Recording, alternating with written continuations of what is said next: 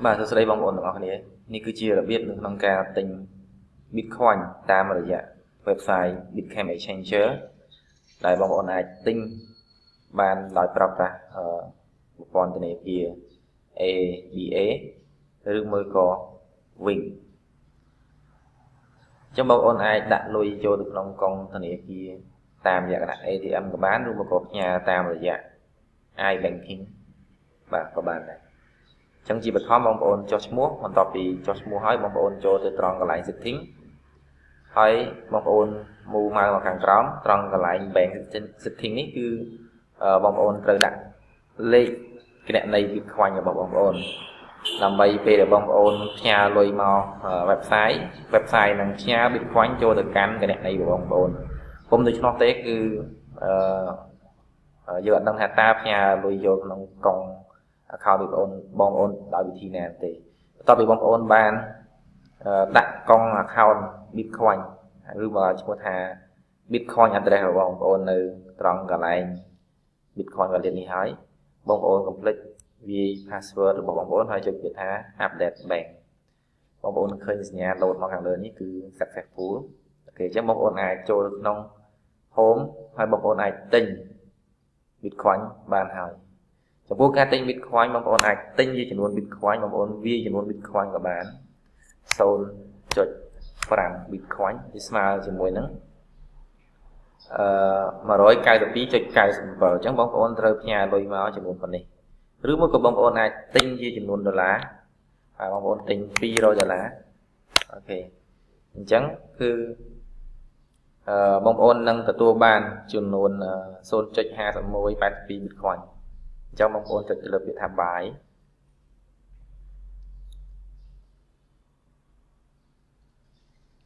បន្ទាប់ពីបងប្អូនចុចទៅលើពាក្យថា buy ហើយគឺទៅនេះគឺជាទឹកលុយដែលយើងត្រូវផ្ញើមកគឺចំនួនទឹកលុយប៉ុណ្នេះ 200.62 វាអាស្រ័យទៅលើហាងឆេងវាឡើងចុះអូខេអញ្ចឹងបងប្អូនចុចពាក្យថា confirm and buy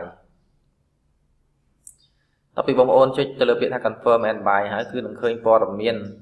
នេះគឺជាព័ត៌មានរបស់កុងលេខកុងធនាគារ ABA បាទឬមួយក៏លេខកុងធនាគារលេខកុង account Wing ដែលបងប្អូនអាចដាក់លុយចូលទៅក្នុងលេខកុងធនាគារABA នេះឬមួយក៏តាមរយៈ Wing បាទហើយត្រូវការកាត់ចំណាយពីបងប្អូន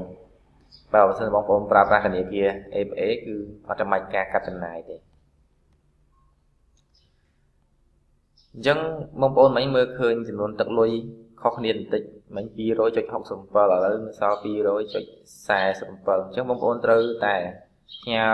លុយមកក្នុងចំនួនទឹកលុយប៉ុណ្្នឹងឯងបាទតាមរយៈធនាគារការដាក់លុយ deposit ចូលឬមួយក៏តាមរយៈiBanking របស់ ABA បន្ទាប់ពីបងប្អូនបានបញ្ចប់នៃការផ្ញើលុយរបស់បងចូលក្នុងគណនី ABA ឬមួយក៏គណនី Wing របស់ website ហើយបងប្អូនត្រូវចុចទៅលើពាក្យថា upload ហើយបងប្អូនយកពាក្យថា choose file ហើយបងប្អូន upload bank slip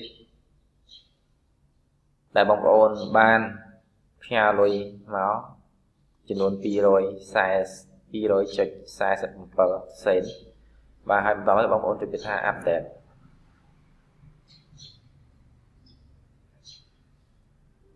អូខេអញ្ចឹងនេះគឺជាវីដេអូបង្ហាញពីរបៀបនៅក្នុងការទិញ Bitcoin នៅក្នុង website Bitcoin Exchanger អូខេងាយដែលបងប្អូនអាចទិញ Bitcoin បានអូខេសូមអរគុណសូមជម្រាបលា